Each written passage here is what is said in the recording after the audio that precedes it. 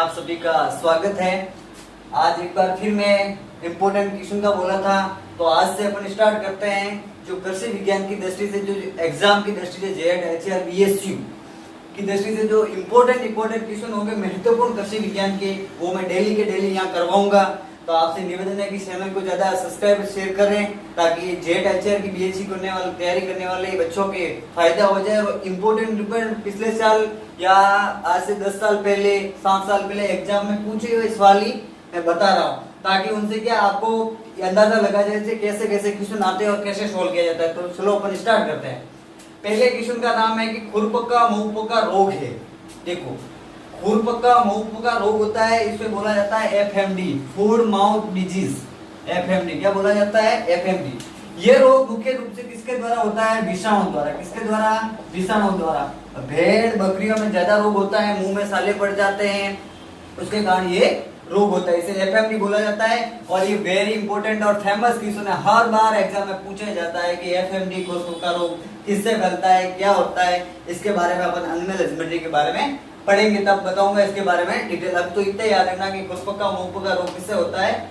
विषाणु से होता है। ठीक है, साथ साथ में लिखते भी जाना, क्योंकि एग्जाम नजदीक आने वाला है, कभी भी हो सकता है, इसलिए तैयारी थोड़ी ज्यादा ही रखना। फिर दूसरा किस्म है जिसका नाम है कि राजेंद्र क्रांति किसकी किस्म। अब देखो, किस्मों का किस्म ऐसा है, अगर आप 100% श्योर हो तो ही किस्मों का क्वेश्चन अटेंड किया करो, वरना तुक्का लगाने से फायदा नहीं होता, क्योंकि तुक्का 100 में से 99% गलत ही जाता है। तो आपको अगर किस्मों याद है, उसके बारे में परफेक्ट पढ़ा है, किस्में याद है, तो ही आपको ये क्वेश्चन, ऐसे क्वेश्चन करते हैं। जैसे आपको याद नहीं तो छोड़ना है, लेकिन आपको पता होगा राजेंद्र क्रांति किसकी किस्म है? मेथी की। याद कर लेना, किसकी किस्म है? मेथी। याद हो जाएगा। फिर तीसरा क्वेश्चन है कि गोबर की खाद में कितने प्रतिशत फास्फोरस होता है? तो याद कर लेना, गोबर की खाद में होता है 0.2%। साथ साथ में लिखते जाना, बोर्ड पे दिखाई दे रहा है आपको। गोबर की खाद में 0.2% क्या होता है? फास्फोरस। अब देखो अगला सवाल कि राजस्थान में कितने एग्रो क्लाइमेट जोन है, कृषि जलवायु खंड कितने हैं? तो मेरे हिसाब से आपको सभी को पता होगा कितने होंगे? 10 होंगे। कितने होंगे? 10। और ये क्या ये पूछे कि इंडिया में कितने हैं? तो इंडिया में पूछे तो कितने हैं? 15। कितने हैं? 15। भारत में, राजस्थान में कितने हैं? 10। और भारत में कितने हैं? 15। अब 15 में भी राजस्थान कौन से नंबर पे आता है? तो आपको याद रखना, एक तो आता है 14वें खंड में, मैं लिख रहा हूँ, मैं जो बोल रहा हूँ वो लिख लेना आप, 14वें खंड में और 7वें खंड में। फिर अगला क्वेश्चन है कि विश्व में सबसे पहले खरपतवारनाशी का नाम। अब देखो, विश्व में सबसे पहले जो खरपतवारनाशी था, खरपतवारनाशी तो आप सबने पढ़ा होगा, खरपतवार गेहूं के खेत में, बाजरा के खेत में होते ही है। उसमें सबसे पहले कौन सा है? तो सबका नाम पता ही होगा, सब यूज करते हैं 2,4-D। क्या नाम है? 2,4-D। और 2,4-D के बारे में भी आप पढ़ लेना, इंपॉर्टेंट, यहाँ से क्वेश्चन बनते हैं। फिर अगला सवाल है कि पंजाब स्वीट किसकी किस्म है? पंजाब स्वीट पूछे तो किसकी किस्म है? पपीते की। याद हो तो ही लिखना है, बाकी नहीं लिखना है। फिर अगला सवाल है कि पपीते के खेत में कितने प्रतिशत नर पौधे पाए जाते हैं? पपीते का खेत, आपने पपीते के बारे में पढ़ा हो तो पपीते के खेत में क्या होता है? 10:100 पाया जाता है। मतलब ये हुआ कि 10 तो पा जाएंगे नर और 100% पौधे पाए जाएंगे मादा के। तो यहाँ क्या पूछा है कि पपीते के खेत में कितने प्रतिशत नर पौधे पाए जाते हैं? तो क्या राइट आंसर होगा इसका? 10%। ठीक है। फिर अगला सवाल के संकर कपास के जनक कौन है? अब संकर कपास के बारे में मैं अगले वीडियो में भी बताया था कि संकर कपास की खोज कौन से वैज्ञानिक द्वारा की गई थी। तो वैज्ञानिक का नाम याद कर लेना, डॉक्टर सीटी पटेल। क्या नाम था?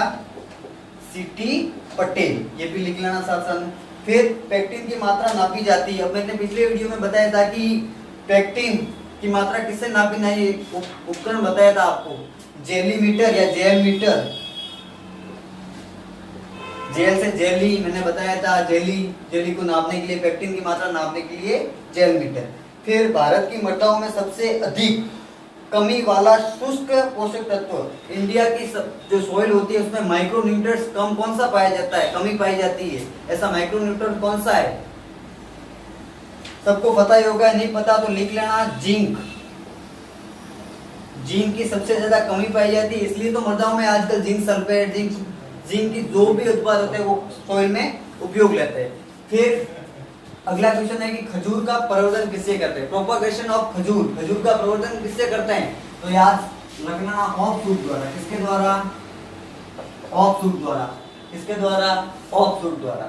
फिर अगला क्वेश्चन है कि सर्रा किस पशु की बीमारी है? अब सर्रा ये है ऊंट की बीमारी। किसकी बीमारी है? ऊंट की बीमारी।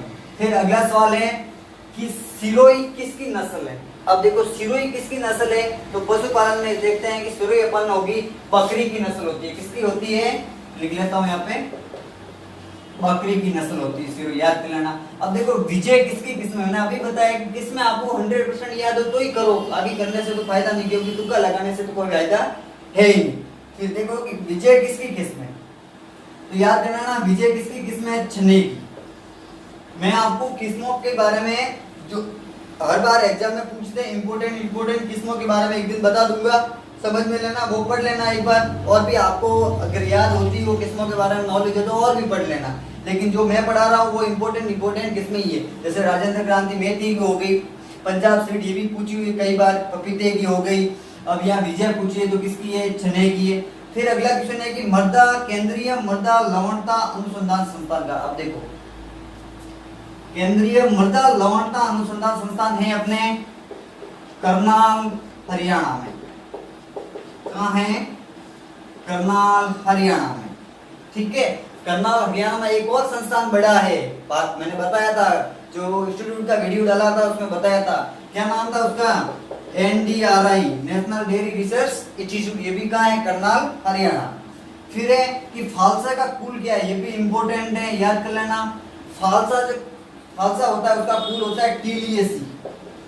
टीलिएसी होता है। कौन सा होता है? टीलिएसी होता है। इंपॉर्टेंट क्वेश्चन है, साथ साथ में लिखते भी जाना, और जो मैंने एक्स्ट्रा चीज बताई है बोल के वो भी आप लिख लेना, और नहीं समझ में आए तो कमेंट बॉक्स में कर देना, मैं बता दूंगा उसका। फिर अगला सवाल है कि IIVR का है। देखो एक शब्द था IVRI, इधर देखना, मैं यहाँ मिटा देता हूँ, आपको समझ में आ जाएगा। इन दो चीजों में कंफ्यूज मत होना। एक शब्द था ये है IIVR और एक है IVRI। देखो स्पेलिंग सेम है, बाकी एक आगे एक पीछे है। देखो IIVR पूछे तो Indian institute of vegetable research, ये कहाँ है? वाराणसी में।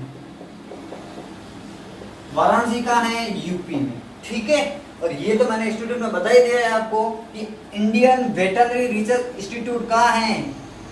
इज्जत नगर, बरेली, उत्तर प्रदेश। ये भी यूपी में और ये भी यूपी में, याद कर लेना।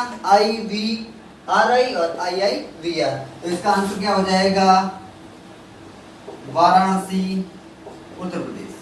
फिर नेशनल हॉर्टिकल्चर बोर्ड NHB कहाँ पे है? ये है अपना गुड़गांव। गुड़गांव भी कहाँ है? हरियाणा में, याद कर लेना, इंपॉर्टेंट है। NHB से याद आया, मैंने एक और बताया था NHM, नेशनल हॉर्टिकल्चर मिशन। ये कब स्टार्ट हुआ था? 2005 और 6 में। वापस बता रहा हूँ, इसका नाम 2014 में क्या हुआ था? चेंज क्या रखा था? MIDS, mission of integrated development horticulture, याद कर लेना। साथ साथ में नेशनल हॉर्टिकल्चर बोर्ड का है Gurgaon Haryana. National horticulture mission का भी स्टार्ट हुआ था 5 और 6 में, नाम चेंज हुआ था, याद कर लेना। MIDS, mission of integrated development horticulture. फिर अगला सवाल है, दोनों इंपॉर्टेंट सवाल है कि राजस्थान उद्यान की निदेशालय कहाँ है? हॉर्टिकल्चर डायरेक्टर राजस्थान का पूछे तो ये है अपने जयपुर में। कहाँ है? निदेशालय, ये कहाँ है? जयपुर में। और इसकी जो स्थापना हुई थी वो हुई थी सन 1989, याद कर लेना, इंपॉर्टेंट। फिर पूछा है कि राजस्थान कृषि निदेशालय का, ये भी जयपुर में है और इसकी स्थापना हुई थी 1946 में। ठीक है, ये इंपॉर्टेंट जेड के हिसाब से क्वेश्चन है। 2-3 और क्वेश्चन बता दिए, टोटल 30 के 35-40 क्वेश्चन के आसपास डाटा हो गया है, तो पढ़ लेना।